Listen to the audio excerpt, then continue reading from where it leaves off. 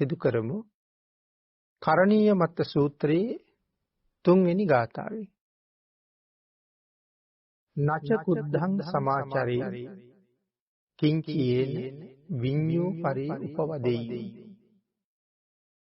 අපේ භාග්‍යතුන් වහන්සේ විශේෂයෙන් මෛත්‍රී භාවනාව පිළිබඳව සුවිශේෂී කරුණු රාශියක් මේ දේශනාව තුළ අන්තර්ගත කරලා තියෙනවා. මෛත්‍රී භාවනාව වඩන්න බලාපොරොත්තු වෙන සදහැවතුන්ගේ පහසුව උදෙසා තමයි විශේෂයෙන් මේ සූත්‍රය සාකච්ඡා කිරීම ආරම්භ කළේ. බොහෝ කරුණු පහුගිය දේශනාවල් වල සාකච්ඡා කළා. භාවනාව සම්බන්ධයෙන් කරුණු මින් ඉදිරියට තමයි යම් ප්‍රමාණයක් සාකච්ඡා කෙරෙන්නේ. පින්නතේ මේ නච කුද්ධං, මේ කුද්ධං කියලා කියන්නේ කුඩා කියන කාරණාව. එතකොට මේ කුඩා කියන කාරණාව මෙතන ආකාර දෙකකට පැහැදිලි කරනවා. එකක් තමයි කුද්ධං කියලා කියන්නේ කුඩා කියන එකට. ඒ කුඩා කියන එකේ අර්ථ දෙකක් තියෙනවා. ඒකේ පළවෙනි අර්ථය පැහැදිලි කරනවා කුඩා වරදක්වත් කරන්නේ නැහැ කියන එක. ඊළඟ කාරණාව තමයි වරදී තියෙන කුඩා බව නිසා කුද්ධං කියලාත් කියනවා. ඊට අමතරව එවන් වූ කුඩා වරදක්වත් කරන්නේ නැහැ කියන කාරණාව නිසා මෙතන මේ කුද්ධං කියලා කියනවා. ඊළඟට සඳහන් කරනවා කිංචි කිසියම් වූ නච කුද්ධං සමාචරී කිංචි. කිංචි කියලා කියන්නේ කිසියම් වූ යේන විඤ්ඤූ පරේ උපවදෙය්‍යු. මේ කාටද මේ විඤ්ඤූ කියලා කියන්නේ? නුවණැත්තන්ට, රහතන් වහන්සේලාට. උපවදෙය්‍යුන් කියලා කියන්නේ දෝෂ දර්ශනයට ලක් වෙනවා. එහෙනම් මෙතන සඳහන් කරනවා ඊතා කුඩා වරදක් කරලවත් රහතන් වහන්සේලාගේ දෝෂ දර්ශනයට ලක් වෙන්නේ නැහැ. නුවණැත්තන්ගේ දෝෂ දර්ශනයට ලක් වෙන්නේ නැහැ කියන කාරණාවයි මෙතන සඳහන් කරන්නේ. ඒ නිසා සඳහන් කරනවා වරද කරන්න කලිනුත් වරද කරනවා නම් කරන වෙලාවෙත් කළොත් කරලා ඉවර වෙලා මේ කාරණාව හිතන්න කියලා. මම මේ කරන්න යන කාරණාව නිසා මට ආර්යයන් වහන්සේලාගේ අනුකම්පාව ලැබෙන එකක් නැද්ද? රහතන් වහන්සේලා මාව දෝෂ දර්ශනයට ලක් කරයිද? උන්වහන්සේලා මා පිළිබඳව සතුටක් ඇති කරගන්නේ නැති වෙයිද? අසතුටකටපත් වෙයිද? කියන කාරණාව වරද කරන්න කලින් අපි හිතන්න ඕනේ කියලා සඳහන් කරනවා. පින්නතේ භාග්‍යතුන් වහන්සේ අපිට මේ සීල සම්පන්න ජීවිතයක් පිළිබඳව නිතර කරුණු පැහැදිලි කරනවා. හැම ජීවිතයක්ම සිල්වත් වෙන්න ඕනේ. ඒ සඳහා අවශ්‍ය කරුණු අපි නිතර බොහෝ දේශනාවල් වල සාකච්ඡා කළා. අපි සිල්වත් විය යුත්තේ ඇයි කියන කාරණාවට ප්‍රශ්නයට නැවත පිළිතුරක් සැපයුවොත් මේ ජීවත් වෙන අපි හැමෝම මැරෙන අය. මැරෙනවා කියලා කියන්නේ අනිවාර්යයෙන්ම ආයෙ උපදිනවා කියන එක. මරණයත් සමගම නැවත උපදිනවා. ඒ උපදින අපි කොහෙද උපදින්නේ? එතකොට අපිට ඒ ගැන ප්‍රශ්නයක් තියෙනවා. අපි දන්නේ නැහැ කොහෙද උපදින්නේ කියන කාරණාව. නමුත් උපදින බව දන්නවා. උපදින්න තැන් හුඟක් තියෙනවා. අපි එනකන් බලාගෙන ඉන්න හුඟක් තැන් තියෙනවා. ඒකෙන් කොහොමත් අපි සතර අපාය කියන මාතෘකාවට කැමති නැහැ. කිසියම් සුගතියක් අපි කැමති සහ බලාපොරොත්තු වෙන තැන.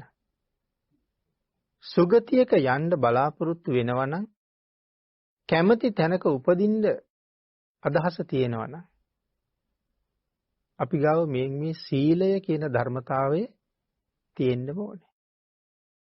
සීලයෙන් තමයි උපදින තැන තීරණය කරන්නේ. එතකොට අපි සිල් රකින්න ආකාරයේ පිළිබඳව ආර්යයන් වහන්සේලා සතුටුද කියන කාරණාව තමයි මේ හිතන්න කියලා කියන්නේ. අපි සිල් සමාදන් වෙනවා. දැන් පංචශීලයේ නමුත් අපි දැනුත් සමාදන් වුණා. එතකොට මේ සිල් සමාදන් වෙනවා කියන එකයි සිල්පද කියවනවා කියන එකයි කාරණා දෙකක්. අර්ථය මෙනෙහි කරන්නේ නැතුව නිකම්ම කියන නිසා කියනවා නම් ඒකට කියන්නේ සිල්පද කියවනවා කියලා. ඒකෙන් අපිට මහ ලොකු ලාභයක්, ආරක්ෂාවක්, ප්‍රයෝජනයක් සැලසෙන්නේ නැහැ. සිල් සමාදන් වෙනවා කියලා කියන්නේ පාණාතිපාතා වේරමණී සික්ඛාපදං කියලා කියනකොට මම දිවි හිමියෙන් ප්‍රාණඝාතයෙන් වළකිනවා කියන අදහස අපි තුල නිරන්තරයෙන් නැගෙන්න ඕනේ. ජීවිතේ ගියත් ප්‍රාණඝාත කරන්නේ නැහැ. අපේ භාග්‍යතුන් වහන්සේ භික්ෂුන් වහන්සේලාට නම් දේශනා කරනවා කියතක් අරගෙන තමන්ගේ අතපය කපන පුද්ගලයාට මෛත්‍රී කරන්න කියලා. ඒ කාරණාව කොච්චර වටිනවද? තව තැනක භාග්‍යතුන් වහන්සේ පැහැදිලි කරනවා යමෙකුට එහෙම කරන්න බැරි නම් ඔහු තාම තථාගත ශ්‍රාවක භාවයට ඇවිල්ලා නැහැ කියලා. ඒ තරම්ම භාග්‍යතුන් වහන්සේ මේ මෛත්‍රිය ගැන කරුණ පැහැදිලි කරනවා. එහෙමනම් දිවි හිමියෙන් සමාදන් වෙනවා කියලා සමාදන් වුණ අය තමන්ගේ ජීවිතේ වෙනුවෙන්වත් ප්‍රාණඝාතයක් කරලා නැහැ. ඉතින් එවන් සීලයක් තමයි ආර්යයන් වහන්සේලා අගය කරන්නේ. දැන් අපි පින්නතුන් අහලා ඇති අර උතුරු වඩුන්නාවේ ගොවියා පිළිබඳව. තමන්ගේ ගවයෝ ටික හොයාගෙන යනකොට අඹරැලි වෙහෙරේ පිංගල බුද්ධ රක්කිත කියන මහරහත් භික්ෂුන් වහන්සේගෙන් පන්සිල් සමාදන් වෙනවා. සිල් සමාදන් වෙලා තමයි එතනින් එහාට ගවයෝ හොයන්න යන්නේ. පින්නතනි කැලෑවේදී පිඹුරෙක් ගොවියව අල්ල ගන්නවා. ඉතින් ගොවියා සම්පූර්ණයෙන් පිඹුරා විසින් වෙලාගෙන ටික ටික තමන්ගේ ග්‍රහණය වැඩි කරනකොට වේදනාවයි. අතේ තියෙන හොඳ මෝහක් කැත්තක්. ඒ සමහර වෙලාවක අදහස එනවා මේ කැත්තෙන් පිඹුරව කපලා දැම්මොත් මට තවත් ජීවත් වෙන්න පුළුවන්. නැවත මතක් වෙනවා සමාදන් වුණ සිල්පදේ. දිවි හිමියෙන් කඩන්න නැති වෙන්නයි සමාදන් වුණේ. නමුත් වේදනාව සහ මරණ බය ඇති වෙනකොට ආයෙත් පිඹුර මරන්න හිතෙනවා. මේ පෞකාර සිතවිල්ලත් නිතර නිතර එන නිසා සීලයට ඉඩ දීලා කැත්ත පසෙකට විසි කරනවා. අතේ තියෙන හින්දානේ සිතවිල්ලක් එන්නේ. නමුත් පින්නතුනි සඳහන් කරනවා ටික වෙලාවකින් පිඹුරත් ග්‍රහණය අතහැරලා දාලා යනවා කියලා. තමන්ට හම්බෙච්ච ආරක්ෂා සම්පත්තිය. කාශ්‍යප භාග්‍යතුන් වහන්සේගේ කාලේ හොරු 500ක් ගම් පහරන්න ගිහිල්ලා ගමේ මිනිස්සු හොරුන්ට පන්නගත්ත නිසා ජීවිතේ බේරගන්න දුවනවා. නමුත් ගමේ මිනිස්සුත් එලවගෙන එනවා. ඒ නිසා කැලෑවකට රිංගනවා. කැලෑවෙත් විශේෂයෙන් පේන්න ආරක්ෂිත තැනක් සැඟවෙන්න තැනක් නෑ වුන්ට. අර පිරිසත් කෑකෝ ගහගෙන බැන ආඬ ගහගෙන කඩු පොලි කැටි උදළු අරගෙන පස්සෙන් එළවනවා. මෙහෙම කැලෑවේ දුවනකොට දැක්කා භික්ෂුන් වහන්සේ නම. උන්වහන්සේ ළඟට ගිහිල්ලා කියනවා අනේ ස්වාමීනි අපි මරන්න එනවා බේරගන්න කියලා. භික්ෂුන් වහන්සේ සඳහන් කළා එහෙනම් ඔතන වාඩි වෙන්න.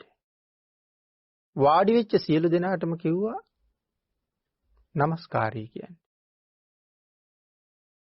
500 දෙනාම පංචශීලී පිහිටෙව්වා. පිහිටවල සඳහන් කළා මොනම හේතුවක් නිසාවත් මේ සමාදන් කරවපු සීලය කඩා ගන්න එපා. දැන් යන්න කියලා. ඉතින් පින්නතුනේ අපිට පේන හැටියට නම් කිසිම ආරක්ෂාවක් සැලසුවේ නැහැ. සිල් දීලා යන්න කිව්වා. නමුත් උන්වහන්සේ සපයන්න පුළුවන් උතුම් ආරක්ෂාව තමයි සැපෙන්නේ. කැලෑවේදී ගම්වැසියන්ට ආයේ මේ පිරිස කොටු වෙනවා. සියලු දෙනාම මරලා දානවා. නමුත් හැම හොරෙක්ම දෙව්ලොව ඉපදුනා කියලා සඳහන් කරනවා. අර සමාදන් වෙච්ච සීලය, මොහොතකට සමාදන් වෙච්ච සීලය ඔවුන් සුගතිගාමී කරන්න තරම් බලවත්. ඉතින් ඒ සඳහා කරුණු කාරණා අපි නොඑක් දේශනාවල සාකච්ඡා කරලා තියෙනවා. පවට වඩා පින බොහොම බලවත් කියන කාරණාවත් එක්ක. එතකොට මේ කුඩා වරදක්වත් කරන්නේ නැහැ. නැත්නම් මම මේ කරන ක්‍රියාව ආර්යයන් වහන්සේලාගේ දෝෂ දර්ශනයට ලක් වෙනවද? අපි පන්සිල් සමාදන් වෙලා අපිට උවමනා තැනදී ඒ සිල්පද වෙනස් කරනවා නම් ආර්යයන් වහන්සේලා අපිට කැමති නැහැ. බේරෙන්නම බැරි තැනක එක බොරුවක් හරි කියලා බේරෙනවා කියලා හිතනවා නම් ඒක ආර්යයන් වහන්සේලාගේ සතුටට හේතු වෙන්නේ නැහැ. නොමරාම බැරි තැනක් කියලා හිතලා සතෙක් මරනවා නම් ඒක ආර්යයන් වහන්සේලාගේ සතුටට හේතු වෙන්නේ නැහැ. ආන් එහෙම වැඩක් යෙදුන වෙලාවක කල්පනා කරන්න කියලා කියනවා මේ දේ කළොත් ආර්යයන් වහන්සේලා මට කැමතිද? ඊළඟට වැඩේ කරන වෙලාවෙත් හිතන්න කියලා කියනවා. ආර්යයන් වහන්සේලා අකමැති වුණත් මේ වැඩේ කරනවා කියලා හිතනවා නම් කලාට කමක් නැහැ.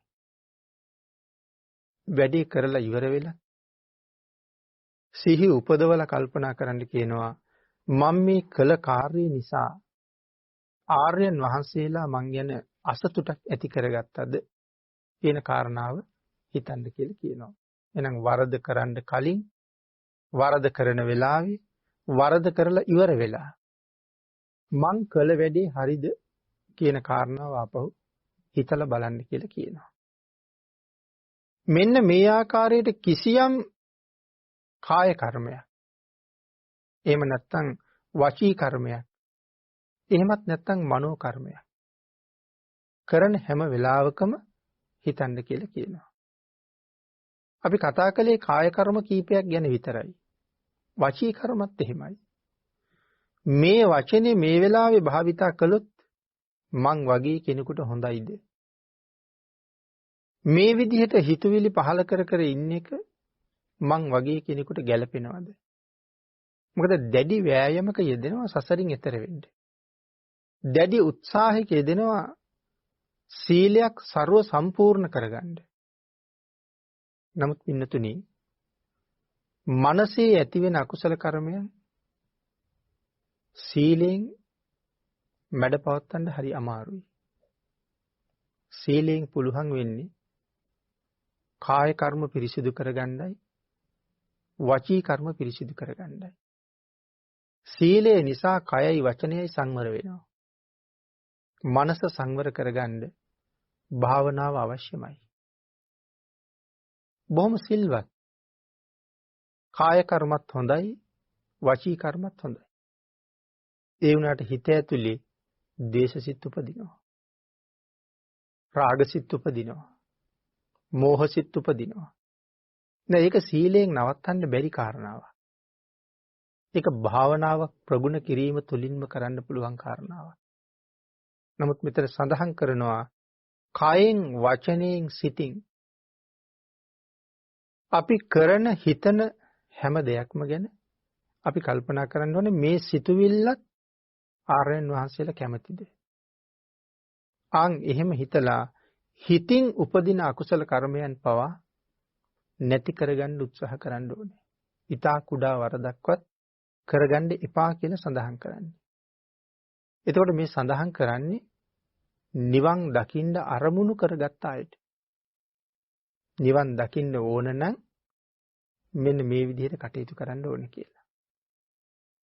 ඊළඟට පින්නතුනි සඳහන් කරනවා එහෙම යම් කෙනෙක් කටයුතු කරනවා නම් ඔහු ඊ타ත්ම පිරිසිදු පුද්ගලයෙක් බවට පත් වෙනවා.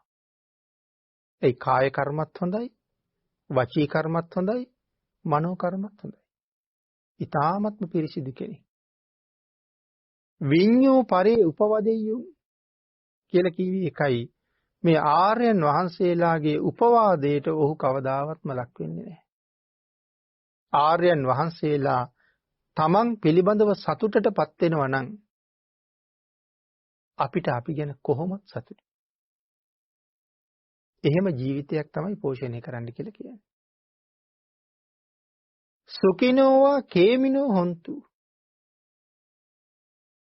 සුඛිනෝවා කියලා මෙතන කියන්නේ සැපවත් වූ සිත් ඇත්තෝ වෙත්වා. ඊළඟට පින්නතුනි මේ මෛත්‍රිය වඩන ආකාරයේ භාග්‍යතුන් වහන්සේ මෙතන ඉඳලා පැහැදිලි කරන්න පටන් ගන්නවා මේ සූත්‍ර දේශනාවේ. සුඛිනෝවා කේමිනෝ හොන්තු. සැපවත් වූ සිත් ඇත්තෝ වෙත්වා. පින්නතුනි අපි මේ කාරණාවේ මුලින් පැහැදිලි කළා උතුම් වූ නිවන කරා යන පුද්ගලයෙක් තමන්ගේ කුසලතා වර්ධනය කරගත යුත්තේ කොහොමද කියන්නේ. පහුගිය දේශනාවල් වල ඒ සඳහා කරුණු පැහැදිලි කරලා තියෙනවා. නිවන කරා යන කෙනෙක් තමන්ගේ කුසලතා වර්ධනය කරගත යුත්තේ කොහොමද? ඒ කරුණු පැහැදිලි කළා සක්කෝ උජූච කියන තැන ඉඳලා කුලේසු අනනුගිද්ධෝ කියන තැනට එනකම්. ඒ පැහැදිලි කිරීම වඩාත් තහවුරු කරලා සීමාවත් පැනෙව්වා. ඒ බව සඳහන් කළා නච කුද්ධං සමාචරේ කිංචීන විඤ්ඤූ පරේ උපවදෙය්‍යු. සීමාවත් පැනෙව්වා. එතනින් මොකද්ද සීමාව? ආර්යයන් වහන්සේලා අසතුටු වෙන තැනට යන්න එපා. හැම වෙලාවෙම ආර්යයන් වහන්සේලා සතුටු වෙන විදිහටම කටයුතු කරන්න උත්සාහ කරන්න කියලා. මේ සූත්‍රයේ අපේ භාග්‍යතුන් වහන්සේ ඊළඟට පැහැදිලි කරනවා පින්නතුනි මෛත්‍රී කරන ආකාරය සුඛිනෝවා අත්තානං පරිහරාමි. එමි සුඛිනෝවා අත්තානං පරිහරාමි. සැපවත් වූ ආත්මයක් පරිහරණය කරමි. සැපවත් වූ ආත්මයක් පරිහරණය කරමි.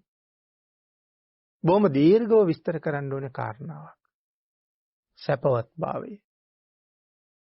මෛත්‍රී භාවනාව පිළිබඳව කෙටි විස්තරයක් තමයි මේ සූත්‍රයෙන් අපි සාකච්ඡා කරන්නේ. දීර්ඝ විස්තරයක් මේ වචනත් එක්ක සාකච්ඡා කළ යුතුයි. තමන්ට සහනය උදා කරගන්න හැටි, සැපය උදා කරගන්න හැටි කොහොමද කියන කාරණාව විශේෂයෙන් මෛත්‍රී භාවනාව පැහැදිලි කරනකොට දේශනා කරනවා. සැපය උදා කරගන්නේ කොහොමද? මෙතන පැහැදිලි කරනවා අන්‍යෝ සැපවත් වේවා. තමන් සැපවත් වූ ආත්මයක් පරිහරණය කරනවා. ඊළඟට අන්‍යෝ සැපවත් වේවා. මම යම්සේ සුවපත් වෙනවද අනිත් අය එසේම සුවපත් වේවා. කේමිනෝ හොන්තු. එයි මේ කේමිනෝ හොන්තු කියලා කියන්නේ බය නැත්තෝ වෙත්වා. කිසිම සත්වයක් කිසිම හේතුවක් නිසා කිසිම කරුණකට බය නැත්තේක් වෙත්වා. මෙතන සඳහන් කරනවා ക്ഷേම භූමියට පැමිණීම වගේ කේමිනෝ හොන්තු. විශේෂයෙන් මෙතන කේමිනෝ හොන්තු කියලා කියන්නේ ക്ഷേම භූමියකට පැමිණෙනවා වගේ. මොකද ക്ഷേම භූමියක බයක් නැහැ. ඒ කාරණාව පැහැදිලි කළා. ക്ഷേම භූමිය කියලා කියන්නේ කාන්තාරයකට විරුද්ධ ස්ථානය. එහෙමනම් කාන්තාරයක බය ගොඩක් තියෙනවා. කාන්තාරවල කුණාටු ඇති වෙනවා. වැලි කුණාටු වගේ දේවල් තියෙනවා. සමහර වෙලාවට වැල්ලේ ඇවිදගෙන යනකොට එක පාරම වැල්ලත් එක්ක කඩාගෙන යටට බහිනවා. අපි ඉන්න තැන විතරක් නෙමෙයි අපි යටට යනකොට පලාතකම වැලි කඩාගෙන යටට යනවා. ආයේ ගොඩේ මේ ස්වභාවයක් නම් ඇත්තෙම නැහැ. වැලි වලට හිර වුණාම. ඒ වගේම මේ වැලි අතර ඉන්නවා ඊටාම විෂ සහිත සර්පයෝ. කාන්තාරවල වැල්ලේ ඉන්නවා විෂ සහිත සර්පයෝ. හරිම භයානක විෂ සහිතයි. ඒ විතරක්ද නෙවෙයි කාන්තාරවල ඊටා දරුණු කෘමීන්ගේ ප්‍රහාර වලට ලක් වෙන්න සිද්ධ වෙනවා. මනුෂ්‍ය ගහණයේ කාන්තාරවල හුඟ අඩුයි. මනුෂ්‍ය ගහණය අඩු වෙච්ච තැන අමනුෂ්‍යයන්ගේ බලය වැඩි. අමනුෂ්‍ය ගහණය වැඩි. ඒ නිසා කාන්තාරවලදී මේ අමනුෂ්‍යයන්ගේ ග්‍රහණයට ලක් වෙන්න පුළුවන්. ඒ විතරක් නෙමෙයි පින්නතුනි කාන්තාරේ කොහෙවත් අපිට ආහාර හොයන්න හම්බෙන්නේ නැහැ. යනවනම් ආහාර ආරම්ම යන්න ඕනේ. බීමට වතුර පොදක් කොහෙන්වත් හොයන්න හම්බෙන්නේ නැහැ. ඒ සියල්ලත් අරගෙනම යන්න ඕනේ නැත්නම් ආහාර පාන පිළිබඳව බයක් තියෙනවා. ඒ විතරක්ද නෙමෙයි කාන්තාරේ මැදට ගියහම අපිට දිශාව හොයාගන්නත් බැරුව යනවා.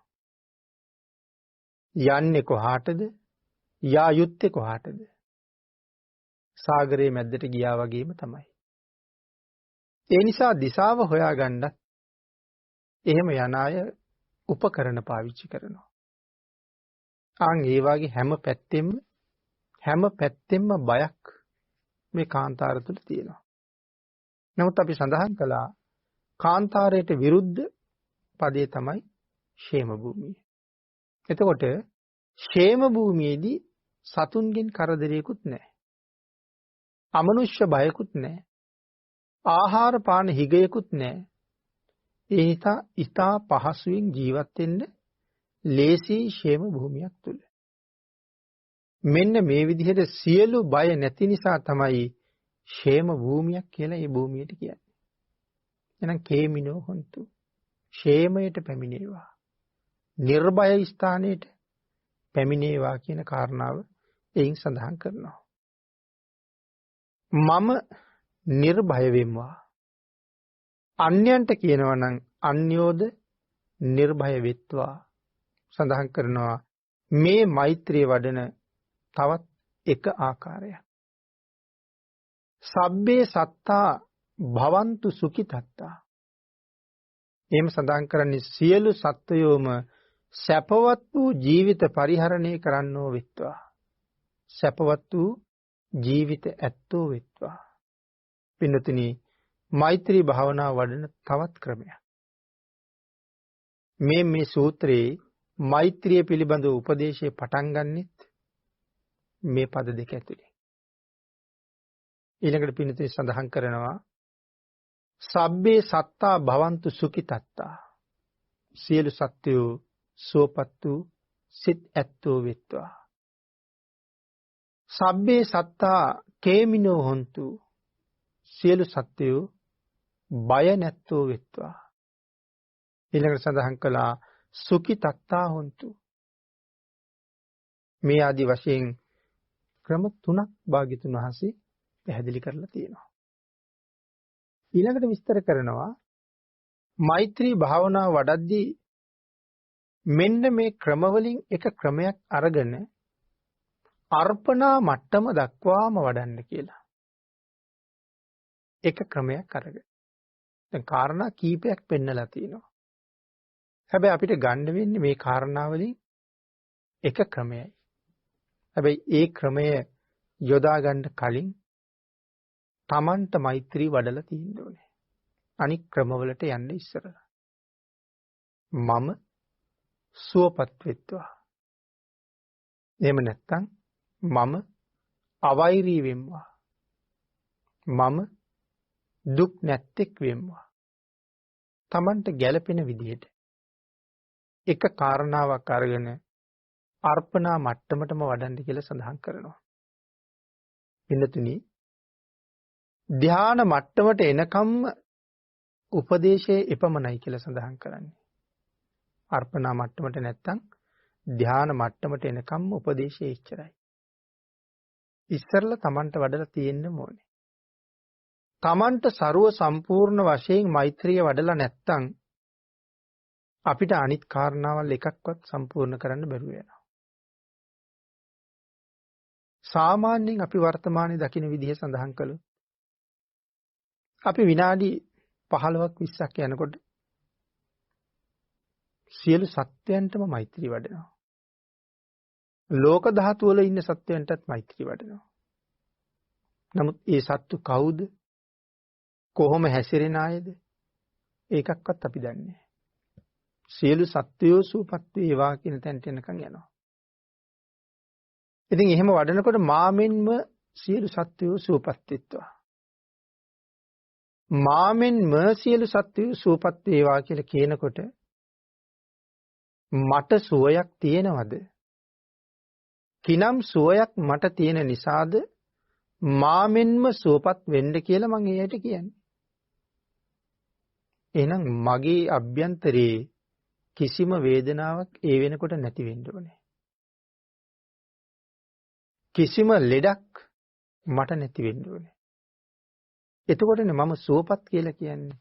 කිසිම ලෙඩක්, කිසිම රෝගයක්, කිසිම වේදනාවක් මගේ අභ්‍යන්තරේ නැහැ. දැන් මම සුවපත්. සුවපත් වූ ශරීරයක් පරිහරණය කරන කෙනෙක් මම. එහෙම වෙලා තමයි මා මෙන්ම අන්‍යයන්ටත් ඒ සුවය ලැබේවා කියලා ප්‍රාර්ථනා කරන්න පුළුවන්. මට නොයේක් ලෙඩ රෝග ගොඩක් තියෙනවා නම් තාම කිසිම සුවයක් නැත්තම් කොහොමද මම කියන්නේ මා මෙන්ම ඔබත් සුවපත් වේවා කියලා. අහගෙන ඉන්න කෙනා නැත්තම් අපි අරමුණු කරන කෙනා අපෙන් ඇහුවොත් ඔබට තියෙන සුවය මට කියන්න කියලා. ඔබ වගේම මටත් සුවපත් වෙන්න කියලා ඔබ කියන්නේ. ඔබට තියෙන සුවය මොකක්ද? සමහර වෙලාවට මේ පුද්ගලයා දන්නවා මේ පුද්ගලයාට රෝග ගොඩක් තියෙනවා. මේ වෙනකොටත් මේ සියලු රෝග සඳහා ප්‍රතිකාර කරනවා. මොහුට කිසිම සුවයක් නැති කෙනෙක්. නමුත් මහ මුසාවක් කියනවා මා මෙන්ම ඔබත් සුවපත් වේවා. මොන සුවයද මට දෙන්නේ කියලා ඇහුවොත් අපිට දෙන්න උත්තරයක් නැති නිසා තමයි මම සුවපත් වෙලා ඉන්න ඕනේ කියලා කියන්නේ.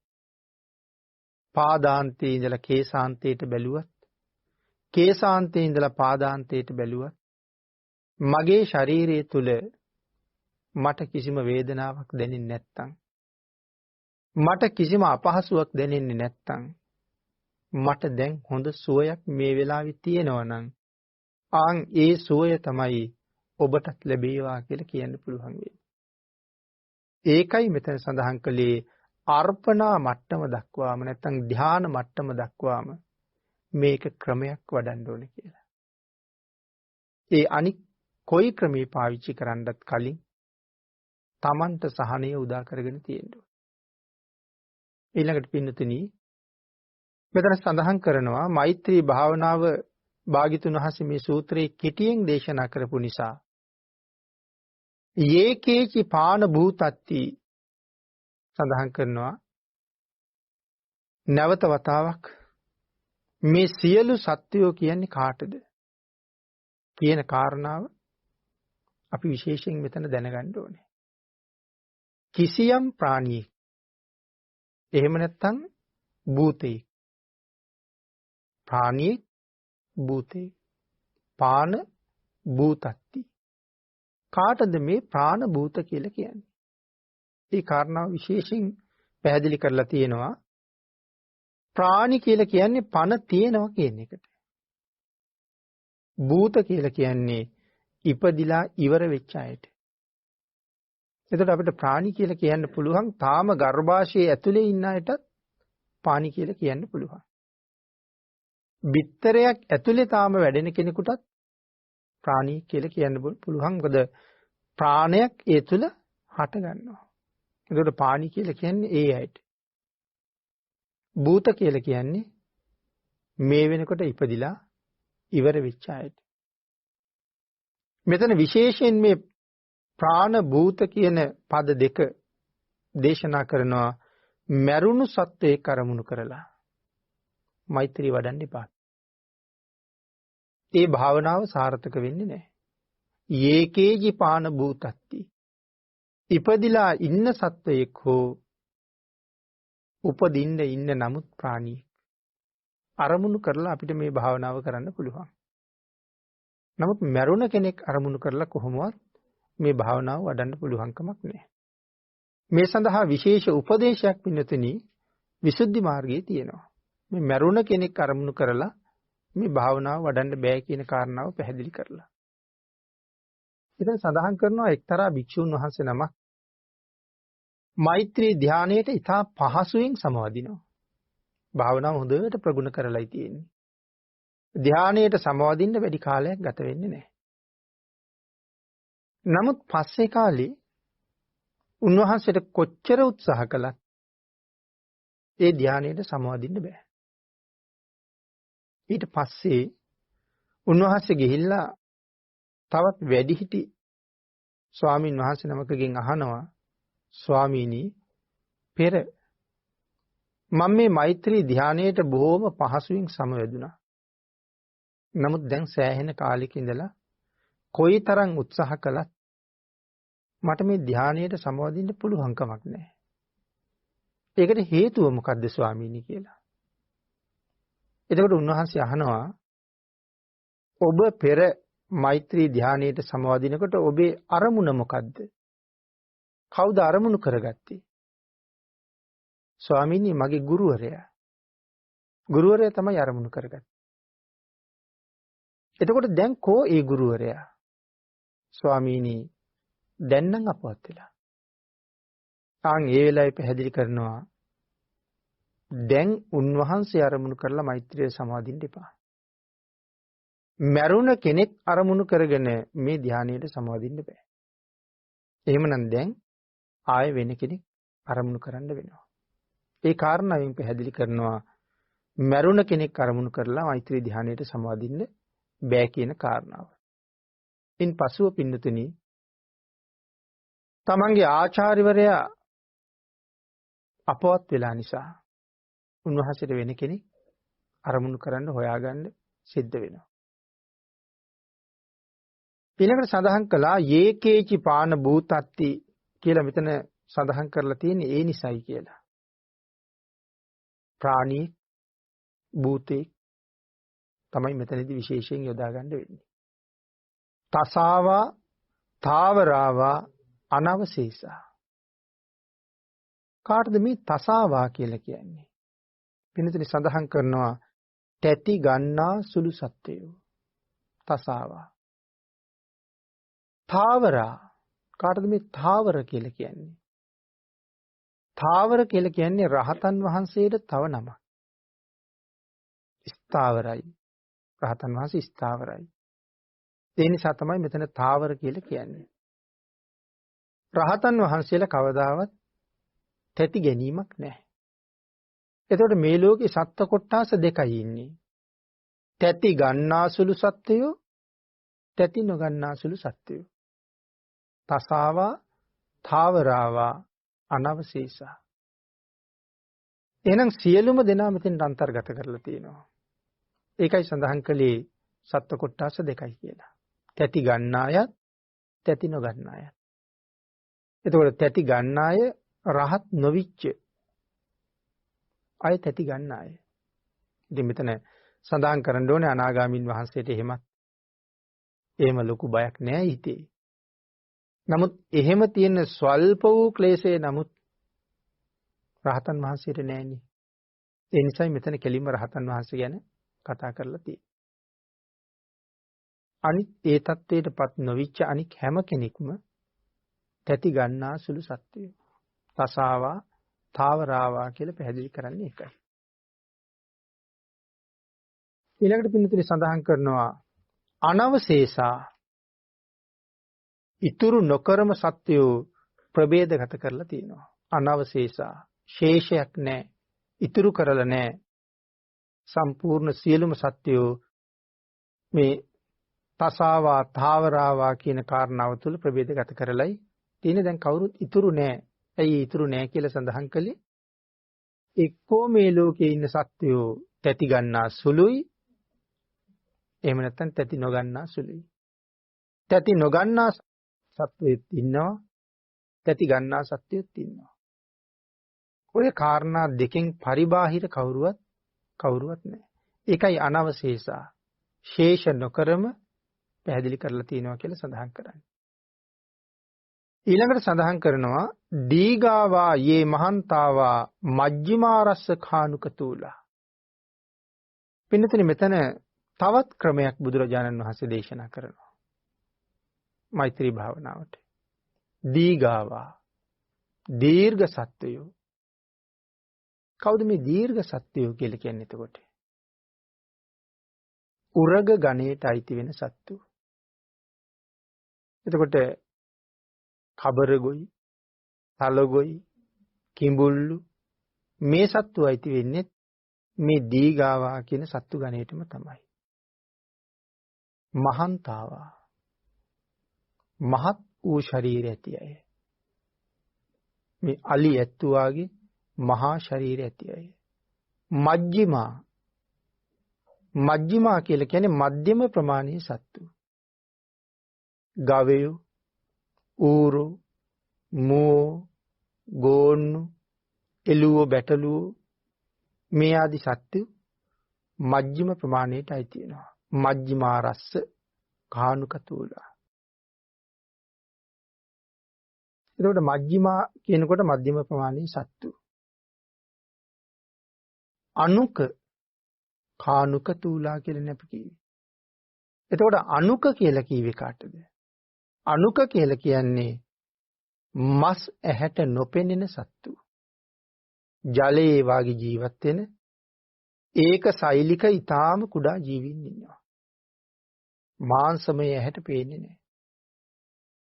එහෙම සත්‍යයන් තමයි පින්නතිනි මෙතන මේ අනුක කියලා සඳහන් කරන්නේ. ඊළඟට සඳහන් කරනවා තූල. කවුද මේ තූල කියලා කියන්නේ? වටකුරු ස්වභාවයේ තියෙන සත්තු. ඉන්දිබු, කැස්බෑව්, අපි සඳහන් කරන අර සිප්පි බෙල්ලු, ඒ වගේ වටකුරු ස්වභාවයේ තියෙන සත්තු පිළිබඳව තමයි තූල කියලා සඳහන් කරන්නේ. මෙන්න මේ ආදී සත්තුන්ගේ හැඩය අනුවත් භාග්‍යතුන් වහන්සේ මෙතන වර්ග කිරීමක් කරලා දේශනා කරලා තියෙනවා. දිට්ඨාවා යේව අද්දිට්ඨා. පෙනෙන සත්තු සහ නොපෙනෙන සත්තු. යේච දූරේ වසන්ති අවිදූරේ. ළඟ ඉන්න සත්තු, දුර ඉන්න සත්තු. යේච දූරේ කියලා කියහම යම් සත්වයෙක් ළඟ වාසය කරනවද? ඒ ළඟ ඉන්න සත්වය තරමුණු කරනවා.